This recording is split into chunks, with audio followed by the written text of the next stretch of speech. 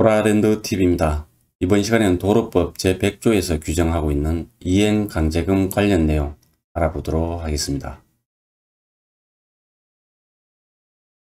네, 도로법 제100조 살펴보겠습니다. 도로관리청은 제40조 제4항에 따른 조치명령이나 제73조 제1항 제2항에 따른 원상회복명령을 받은 자가 조치명령이나 원상회복명령에서 정한 시정기간 내에 그 명령을 이행하지 아니하면 1천만원 이하의 이행강제금을 부과하도록 규정을 하고 있습니다.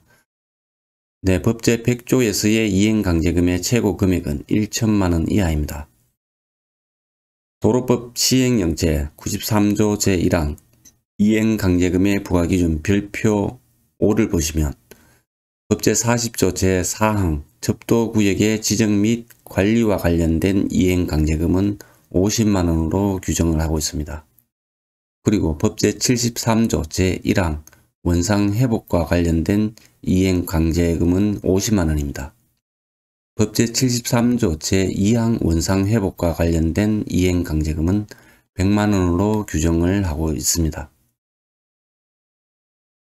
네, 법제 100조 이행강제금 내용 살펴보겠습니다.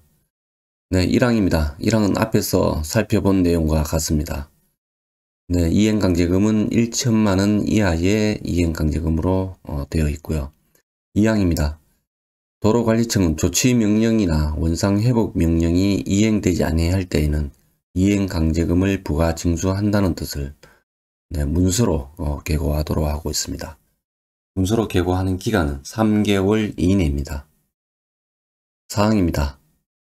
네, 도로관리청은 조치명령 또는 원상회복명령을 한 날을 기준으로 해서 1년에 2회의 범위 내에서 그 조치명령 또는 원상회복명령을 이행할 때까지 반복해서 1천만원 이하의 이행강제금을 부과 징수할 수 있도록 규정을 하고 있습니다. 네, 5항입니다. 도로관리청은 행정대지평법에 따른 대지평을 받으면 새로운 이행강제금의 부과를 즉시 중지하고 이미 부과된 이행강제금은 징수하도록 하고 있습니다. 7항입니다. 도로관리청은 납부기한까지 이행강제금을 내지 아니하면 국세 또는 지방세 체납 처분의 예의에 따라 징수하도록 규정을 두고 있습니다.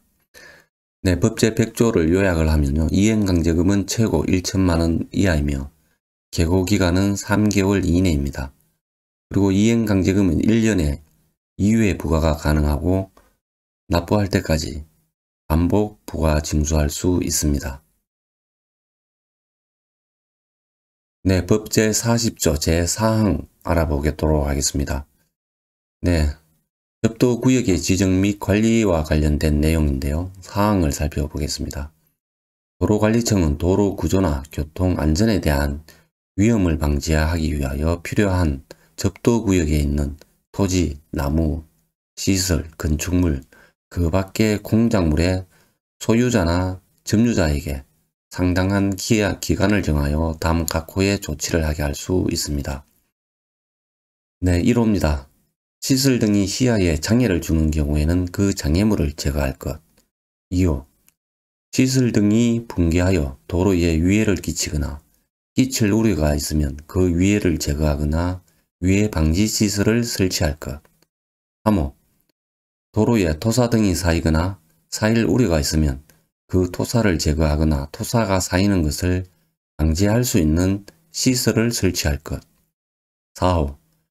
시설 등으로 인하여 도로의 배수시설에 장애가 발생하거나 발생할 우려가 있으면 그 장애를 제거하거나 장애의 발생을 방지할 수 있는 시설을 설치할 것. 이렇게 4가지 규정을 두고 있습니다. 네, 법제 40조 제4항 규정에 대한 이행강제금은 50만원입니다. 네, 다음은 법제 73조 1항에 규정하고 있는 원상회복 내용 살펴보도록 하겠습니다. 1항입니다.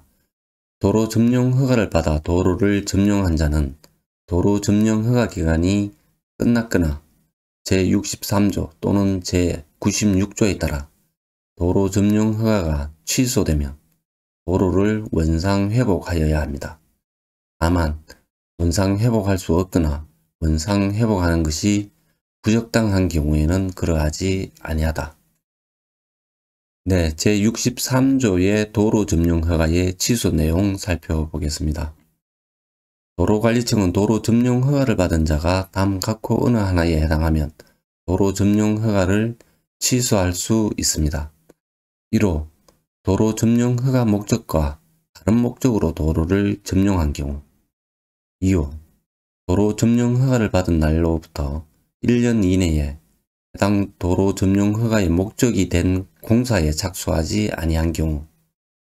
네, 이때는 정당한 사유가 있으면 1년은 범위 내에서 공사의 착수 기간을 연장하도록 하고 있습니다. 2호의 2입니다. 제62조 1항에 따른 안전사고 방지 대책을 이행하지 아니한 경우. 3호 제66조에 따른 점용료를 납부하지 아니하는 경우. 4호 도로점용허가를 받은 자가 스스로 도로점용허가의 취소를 신청하는 경우 등입니다. 네, 제96조 법령 위반자 등에 대한 처분 내용 살펴보겠습니다.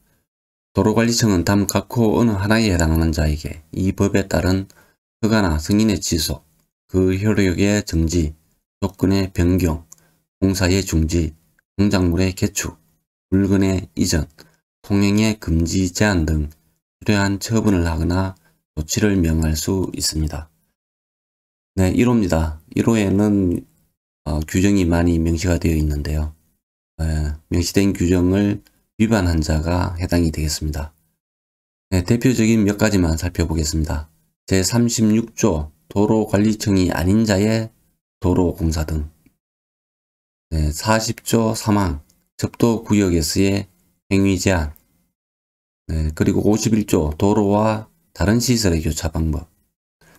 네, 61조 도로의 점용허가. 76조 통행의 금지 제한 등 네, 관련된 규정 참조하시면 되겠습니다. 2호입니다.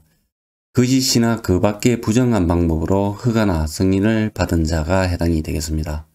네, 법제 36조, 52조, 61조, 77조, 107조 등이 포함이 됩니다.